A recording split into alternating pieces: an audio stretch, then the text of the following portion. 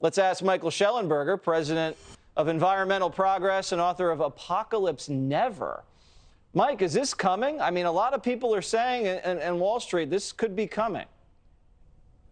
Yeah, thanks for having me on, Jesse. I mean, you just described it really well, which is that the dilemma for policymakers is, do you buy Russian oil and finance their war in the Ukraine, or do you not buy it and then see a pretty sharp increase in oil prices? I mean, it could go up to $200 a barrel.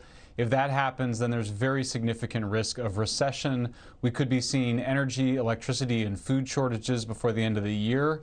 That's a very bad situation. That's why policymakers like Biden are reluctant to do that. In fact, we may see Biden impose restrictions on U.S. oil exports, but then that would strengthen the hand of Putin in order to use oil and gas to basically bribe countries to let him have his way. So the underlying problem is, when you said we just haven't had enough supply. We should have been producing much more oil and gas over the last 5 years.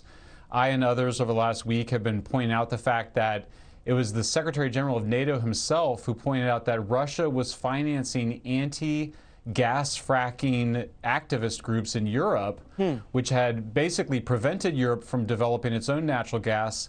15 years ago, Europe produced more natural gas than Russia. Today, Russia produces 3 times more natural gas than Europe consumes. So it's really been a product of this pro-scarcity, pro-renewables, anti-natural gas, anti-nuclear movement in Europe that allowed Putin to be able to wield the power that he's wielding. You're saying that Russian money was funding disinformation and green campaigns in Europe to get them to get off of natural gas, get them to stop fracking, scare them out of fracking. Do you think they're financing that type of disinformation campaign here? Do you think the Greens in America are taking dirty Russian money to scare Americans out of fracking and energy exploration in this country? Well, there was some research into this. I have looked into it to some extent. It's hard for me to say one way or another. I haven't really seen the proof of it. But you had both the Secretary General of NATO and Secretary of State Hillary Clinton both confirming that Russians were funding anti-natural gas fracking activities in Europe.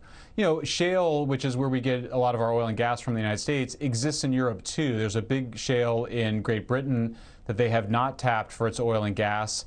But you just saw an overall repression of oil and gas exploration in Europe and around the world due to climate activists. But the consequence is that we're actually using more coal this year than we did in past years. And of course, we're at the risk of a very, as you said, the worst energy crisis since 1973 is a strong possibility, as is the risk of recession, because that's what happens every time there's a big increase in oil prices. Yeah, and the Germans just came out today and said, we're gonna start burning a lot of coal. They go, I don't care about the politics. I'm a green guy. I'm a green socialist. We're going to burn coal because that's pragmatic. And right now we need action. We don't need ideology. And if the Germans think like that, why can't Joe Biden? I don't get it. Michael Shellenberger, thank you so much.